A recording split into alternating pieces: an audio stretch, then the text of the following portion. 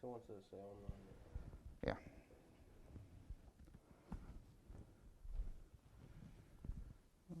The mixer's okay if we don't. It takes a little bit sometimes. Scroll back up, make sure that we're live for every place else.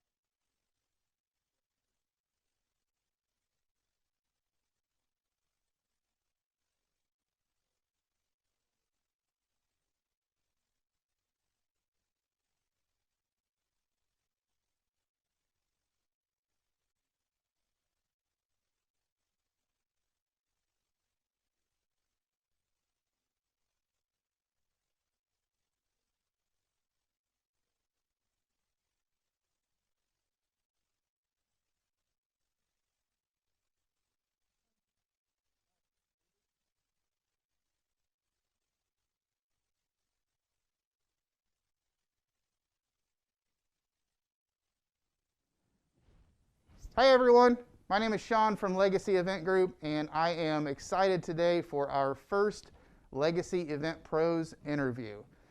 We are social distancing and have our masks on, but we are 6 feet away, so we're going to go ahead and take our mask off so you can hear me clearly. We have a studio set up in the back. It's a little bit closer than 6 foot, so we're kind of in a temporary studio here so we can talk to and learn more about Viva La Strings. So, hi, Pendra. Hi, good to see you. Thank you. Thank you for coming in today, and thank you for being the first of our Legacy event interviews. It's an honor to have you as the first because we have worked with you countless numbers of times and recommend you all the time. And so thank you for coming in today and telling us more about Viva La Strings, but also telling the potential clients, the future clients, more about Viva La Strings. Well, thank you. I'm honored as well, and thank you for having us here. Well, let's start out pretty simple and pretty easy. Tell us a little bit more about Viva La Strings, but also more about you individually, because sometimes as a company head, we have like a, you are this or you are that. I want to know about Viva, but I also want to know about Pendra. Okay, well, Pendra is an entrepreneur, and I have done all kinds of things over the many years, from being in the media. I've been a television reporter and host. I owned a newspaper, and in the background has always been the music. So as I changed from one career to the next, I got to the place in life where I wanted to pick up the music again. And in doing so, I ran into some more musicians, and we started doing weddings outside under trees, and it just evolved from there. And one day we were doing a string trio for a fundraiser for a community event in town in Dayton. And they asked us what the name of our group was so they could put it in the brochure. Well, their event was Viva La Vita, and we didn't have a name. So I thought for a moment, and I said, we're Viva La Strings. And that's how we got the name. So it stuck. It's a great name. I actually have it registered as a national trademark, so it's protected. Awesome. Yeah. Awesome. So that was a lot about what instruments do you play? And when I say instruments, I'm going to be very ignorant on the instruments and stuff. We refer you all the time because live musicians is so much more beautiful than recorded music. So tell me a little bit about the instruments that you play, and then possibly some of the people that you work with, some of those instruments also. Okay, well, my main instrument is violin. I've played piano, a little guitar, but mainly it's all violin now. So Viva La Strings, we pulled together string musicians. We have several violists, violinists, cellists, even have a string bass if necessary. We do incorporate guitars and keyboards, have had a couple flutes every now and then when that's requested. And then, we can pull together other musicians as people want. We can provide vocalists. But our core is strings, and the people that originally started with me with Viva La Strings, we all played together at church. So we played together, we worshiped together, and we became friends together. And then that's basically how each additional musician that we've added has happened. We have a relationship playing together, which is very beneficial. And then we have our church relationship. And then we've spun out. I have a manager now in Nashville, Tennessee, and he manages a group of Viva La Strings Nashville. He played with us originally in Dayton, and then we have recently started Viva La Strings Columbus. So, and that's a cousin to one of the original viola players. So we're family, and we play together and we worship together and we have a great time. So my next question would be, if there is a Viva La Strings meetup, where do you go? There you go. I'm thinking Nashville. That's Exactly. where I would go.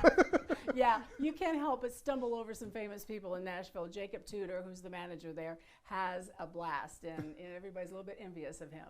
But we did have a 10-year reunion 2 years ago. I kind of put the start date.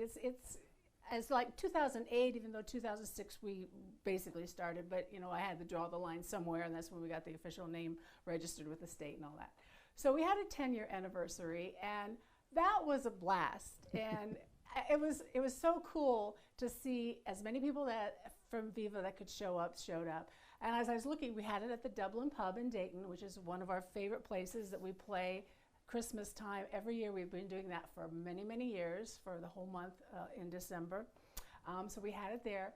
And I was so in awe of all the people that showed up that are Viva players. And I looked around, and everybody brought instruments.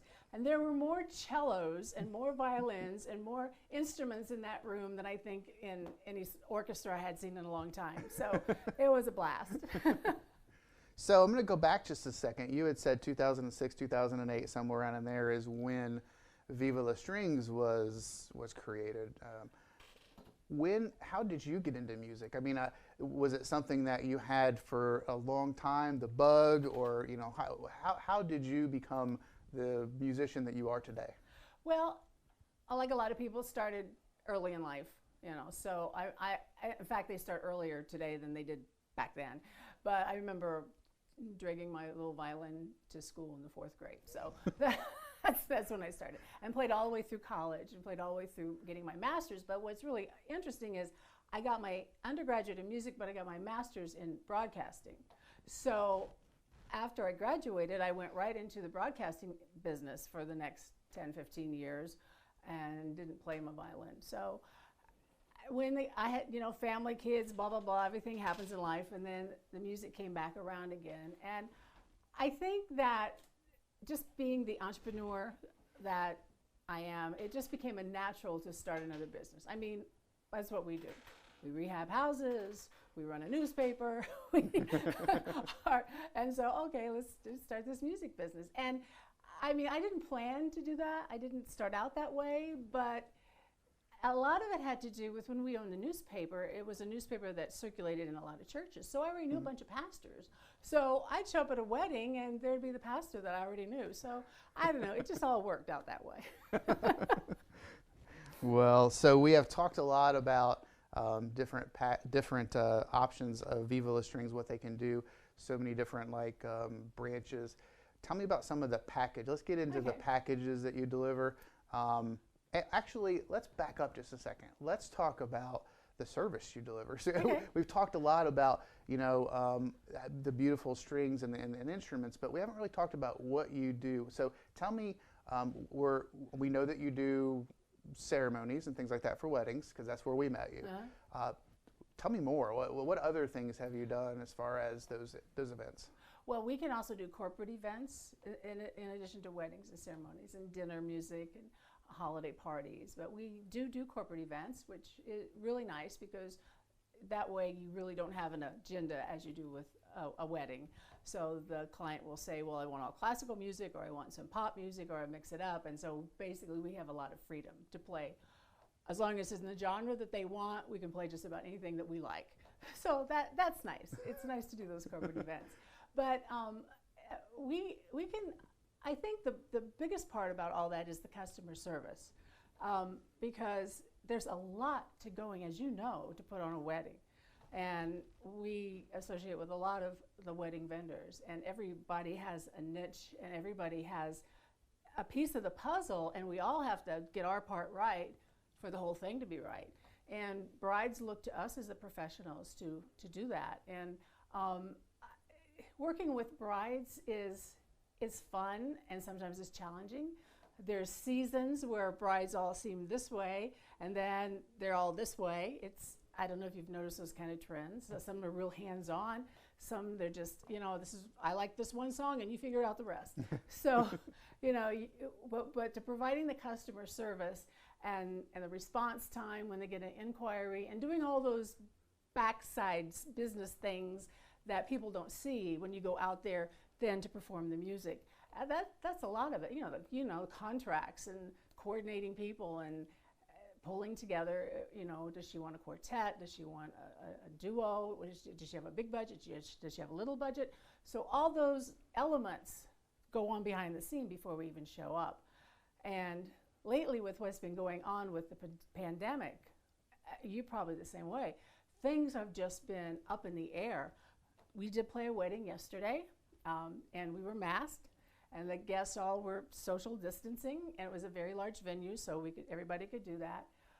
But to get to that point, it was months of that poor bride fretting and wondering even if she could have a wedding. So, obviously we don't want to get emotionally involved with our clients, but there's a part of you where you have to empathize, say, things like this is just out of the box, unordinary. And so working with them is just That's very key. Then you show up, and then you get to play, and that's the beauty of it. But providing the live music, we can do things that maybe canned music can't do.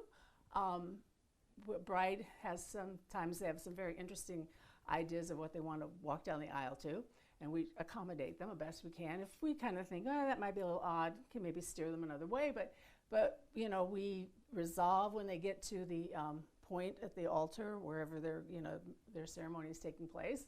And so we can do hands-on, keeping an eye on everything that's happening at the same time. If we have to extend it, if they have a flower girl and she gets lost on the way down, you know, you got to keep playing the music. So, you know, having a live group there can be flexible and adapt to the situation right on the spot. Well, I am glad that you mentioned the part about the business side of things, because I think that is so important. If you could be the best musician in the world, but if everything up until that point has been poor, then the client is going to suffer. So, and it's great, especially in this time of the pandemic, that you're continuing to work with and communicate with clients. And I think that's so important. Your professionalism when you've dealt with us has been stellar. So thank you for that. Thank you. Again, I just think it's so important that you have both sides of things, that you're not just a good whatever, but you have the business sense too. And it sounds like that came from the broadcasting and stuff. So walk me through. So we've talked about like different things for clients as far as weddings and corporate events and things like that. Walk me through a common wedding when someone chooses Viva La Strings and they have decided that live ceremony music is something that they're interested in and they want to look into more of what Viva La Strings has to offer. How does that work? Do they come in for a consultation? Do they choose all their music? How does that work as far as the clients walking down each path? Okay, well, after they've signed and committed, and we have a booking fee, and then they have to determine. We recommend quartet or trio, but if it's a very small venue and they have a small budget, I mean, we can provide a solo or a duo. So I like to be able to offer quite different ensemble packages to fit their budget and to fit their venue. So then determining what ensemble they want. Also, we can do quintets as well for like high church, full mass weddings. We have a trumpet that goes with the quartet, string quartet, which is amazing too. So, so after they determine what ensemble they want, they can get access then to the list of music for that particular ensemble. But I ask them to think about their style first, because the list of music can be so overwhelming. Plus, planning a wedding is overwhelming. So I try to get them to narrow it down. Do you want a classical wedding? Do you want a pop wedding? Are you wanting a sacred wedding? A wedding of is it a Catholic full mass? Are you having communion? So I get them to answer those kind of questions so we can then start narrowing down the music selections. Then I have them focus just on the ceremony portion. Because if they start thinking about, oh, I got a 30-minute prelude, I got to pick, no, don't worry about that. So let's just focus on the ceremony. And usually a bride already knows what song she wants to walk down the aisle to. She's known that since she was 12 years old. Right. So that is easy. And then we just work on the bridesmaids and their music, and then, working the ceremony out from the center, basically. And then I'll say, you can pick the prelude music if you want, but just tell me your style and I can make some suggestions, and then you can toss out anything. So I try to be hands-on enough to narrow it down so they don't have a big bite to take, and focusing on what's important first, and then basically working out from that way. And we've actually, when we work ceremonies, so I didn't know this. One of the other great reasons it's great to sit down and talk. So you kind of help them plan almost the ceremony too. So, I mean, the selection of music would also determine the selection of who walks and things like that. So I'm sure it's a you're working together with them, but you're probably giving them pros and cons, and this is what you can do and things like that for the ceremony too, right? As far as how to design it. Right, and if it's a church wedding, and if it's particularly like a Catholic full mass wedding, first thing I tell them is find out from the parish, your priest, your church musician, if they have any limitations, restrictions on the music. Some churches, anything is fine. Some churches, it's strictly from this list of music. So I don't want brides to get all planny and come up with stuff and want to play 1,000 years and then they get, nix, can't do that. So, you know, those kind of details we work out first so we don't have to backtrack. Usually it works out that way. So with Legacy, we provide a lot of equipment. A lot of things that buzz and beep and, Yes, and flash. If we always say if we plug it in, we probably service it. Do you need amplification? If it's what are the options as far as large venue, small venue? How does amplification work into not just what you want, but what you need as far as to do a ceremony? We don't normally need amplification. When we do like a guitar trio, the guitar will have an amp, and then it depends. Like in a corporate venue or a cocktail hour, if we have that trio, then we do have microphones and amps for the instruments. But generally, for the strings, it's all acoustic, which is great because I don't know if you remember a few years ago when that big hurricane came from the south and knocked out the power in this part of the world several years ago. We were playing a wedding somewhere in Ohio. I don't remember now. But there was absolutely no power, but we played. We didn't need power.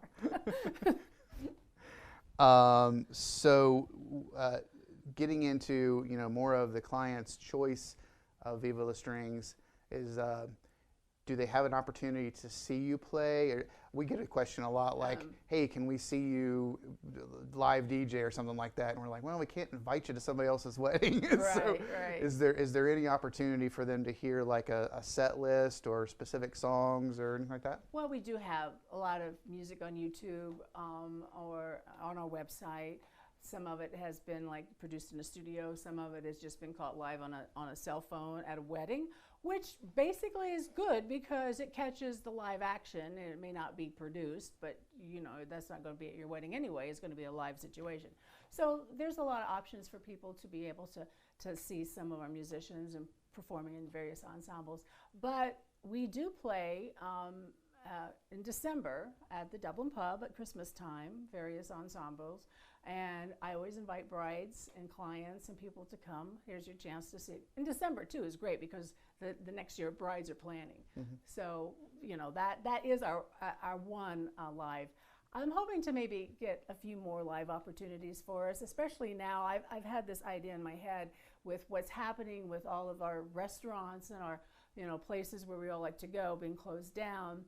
I've been having discussions with my Nashville manager and our Columbus manager that maybe we can find a nice venue and offer our services for them, and then it'll be like a two-way street, so we could have some live music and bring some attraction to their venue and promote ourselves as well. So I've got some of those things in the works in my head. Well, you're setting the bar pretty high if Dublin Pub is where you're starting because that means you got to find a place with the food service and ambiance to the Dublin Pub level, or it just wouldn't be a comparison. So you had mentioned a little bit before about the client is able to look at the set list and things like that.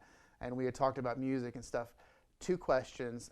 Is there, if there's a song that's not on the set list, is that something that you can do? And the second question would be, we get this question all the time as DJs, what's the song that you play the most, or what's the most requested song, or what do you play the most often? I'm actually going to make another one. This is going to be a 3-part question. Okay. What song do you like to play the most? Because I think that's an important thing with DJs too. Yeah. We have the music that we play, but there's music that we like. So 3-part question. Okay. All right. What was the first part? The first part was the first part was the music set list. Yeah. Are they able to choose individual songs? Yes. We have a vast set list, and it's almost become a hoarder situation for musicians. We have so much music, which is wonderful. But we do offer them one free arrangement as long as it's easy to find, and there's little caveats there. Beyond one or not easy to find, then we do charge. But we can get anything custom arranged. I've got arrangers. Our Nashville guy arranges. We've got a couple of arrangers in different places. So we can do special requests, and we've done a lot of those. For, I guess, the most requested, every year basically changes, but for wedding ceremonies, you get a lot of canon in D, Pachelbel canon in D. Okay, there's a lot of that, which is fine. But we do have a new version of it called the New Canon in D, and it's kind of fun to play. There's a little more going on, but they don't walk down the aisle to that. But as far as the pop side, a lot of the brides, it has been like 1,000 years, but it's going to be interesting because that 1,000 years has been around a while. Feels like 1,000 years. But, we'll see what's happening, when we get into the 20s and 21s, if those things changes. Because it's funny, we'll get like a really odd request for a song. And something like, I remember playing something from Pride and Prejudice or from something else. And I'm thinking, where did that come from? Oh, is there a movie out that's the theme song now? So that kind of thing happens. There's something out there in the culture that may not be, popular on the radio, but something's going on in the culture that maybe I'm not attuned to. But it shows up in some of the music choices. Well, I'm going to say something that's probably going to get me a lot of comments in the comment section. And I'm going to speak directly to everyone out there. The reason that I don't like playing 1,000 Years is because Twilight. I'm sorry, I hate that. I hate that movie. I don't like it. I can't get into it. I can't. So I'm sorry out there if everyone is giving me hate down in the comments. It's 1,000 Years. I'm sorry. Twilight is the reason why I can't do 1,000 Years. See, there you go. There's always something. There's always something back there. What was your favorite song to play? Well, I guess it depends on what part of the ceremony, but I really like playing Best Day of My Life. Ba-da-da-bum-bum-bum-bum. It's just fun to play. Okay, yeah. From American authors? Yeah. It's fun. It's fun. And it's a nice recessional piece, for a very poppy kind of wedding. So one of the things that I wanted to hit on too is when you set up, you don't need the amplification, but how much space do you need? Is there a place where you have to set up for a ceremony? Do people usually want you visible, or do they want you off to the side? How does that work as far as your setup? Well, normally we set up on one side or the other of the altar area, where the ceremony is taking place. And there's a couple of reasons for that. We want to be able to see down the aisle where it's coming at us when the doors open, and then we want to be able to see what's going on in the ceremony for different cues, so we can catch our cues. Few times, I don't know why, maybe space, they've put us in the back behind the guests. Very awkward. We usually have to have somebody there to let us know that the bridesmaids have landed on their spot. Otherwise we're standing up and playing. So, those kind of things. So normally we are up front, and that's basically because the bride likes to have that too. It looks nice, especially for the prelude. We're playing as the guests arrive. They're getting a mini concert. So it's nice for them to come in and be able to see the musicians as well. Sometimes in big churches, in older churches where the loft is, or if we're playing with the church musician, if that person is playing a piano, or we're going to be accompanying a singer or a cantor or whatever, we'll be in a loft. A loft is obviously we aren't seen, and we really depend on the church person because they have their mirrors and all kinds of tricks to see things like underneath where the people are coming out. So that's one other option we do, and that's usually in a like a full mass Catholic church where they have the loft and they put the musicians up there. I don't want to bore everybody out there with horror stories, but there was a wedding that we did. It wasn't a horror story, but it's we were delayed on the entrance, and you guys were kind of off to the side. I don't remember what venue it was. It was an outside venue, but I remember if we don't do the ceremony, we have that person there that is like, with radio communication to our MC that's going, no, keep playing, no, keep playing, keep playing. And I remember being that person, right? And it was like, we ready to say, nope, keep playing, nope, keep playing. And you guys are going, really, we should keep playing? And the bride, I think, was doing some finishing touches, so we were a little behind. But I remember that. And so that's very good to have somebody to signal you, because in the cases where we're in some churches or some venues where there isn't a planner or there isn't you guys doing, your DJing, and communicating, it can be very hazardous. Quick story, we were playing in a loft we played, the mothers came down. So we started the bridesmaids music and nobody came. And then we were playing again and nobody came to tell us anything. And the church pianist was in the loft with us. They all knew down there the priest had the wrong time.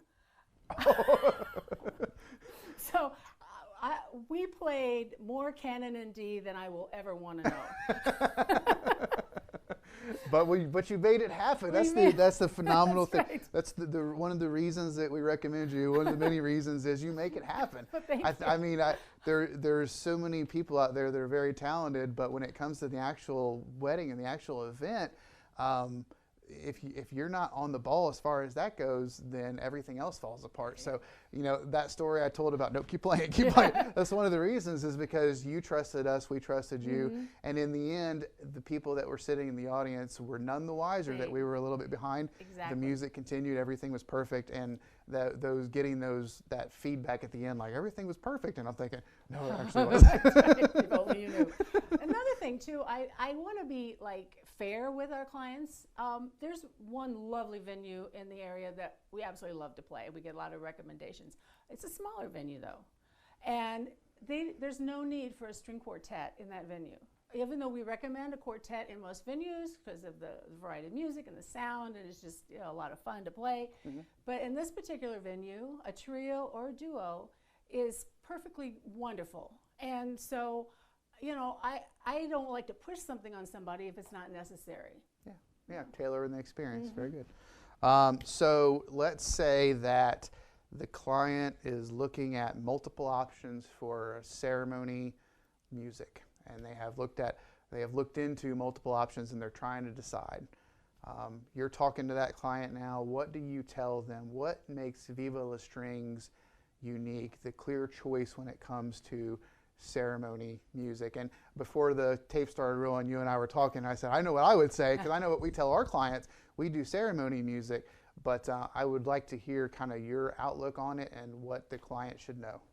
Well, if you were choosing between live music and not live music, I would obviously recommend live music for obvious reasons. But the reasons are too that we can adapt when your guests, even starting at the beginning, when your guests are walking in and they see a string quartet playing just for them, that's very enjoyable for them. They feel like they're getting a special treatment. They feel like they're getting a mini concert. We've even had a couple of times where guests have applauded, which is really strange, but fine, it's wonderful.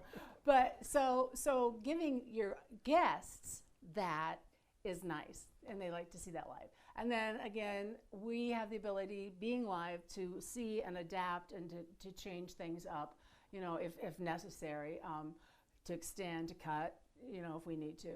So just having the live music is the best as far as to be able to adapt to what's going on. I also like to, a feather in Viva's cap, we're happy musicians. And that may seem kind of strange, but musicians can be very serious when they play, and they should take their music very seriously because that's their job and their performance. But as far as then their faces and their visual and how they project to the crowd, it's nice to have a pleasant look on your face, and we try to strive for that. I agree to all of that. So we've talked about a lot of things. We've talked about the client experience, why to choose Viva La Strings, your setup, the things that they can choose, how you're going to help them with the ceremony. Now let's tell them how to contact you. Okay. What's the best way to contact you? The best way to kind of maybe even have a consultation or talk to you on the phone. How should they get in contact with you? Well, the easiest thing is to go to our website, vivalastrings.com, and then there is a contact page, and they can fill in their information about their event, whether it's a wedding or a corporate event, and that comes email right to us. And then within, half a day, I'm usually back saying, I'll get back with you right away, or here's the quote, what is it you want? So that's the main way, through our website. But we also have a presence on Wedding Wire and The Knot and Gig Salad and all the usual places. So But we can do personal consultations. I find that everybody, they're at a different level. Some people are just fine doing it all over email. Some people want to meet in person. So all those options are available. Awesome. Well, Pendra, thank you for coming in today. I appreciate it. Thank you for being the first Legacy Event Pro interview. I have learned a lot, which is amazing, and I'm sure that the people viewing are going to learn a lot too. We're going to leave this up on all of our social media and everything, so it will be up for eternity. Okay, well, good. Well, thank you so much. So blessed to be the first. Thank you. All right, that's it. Thank you guys for attending, and we will talk to you on the next one.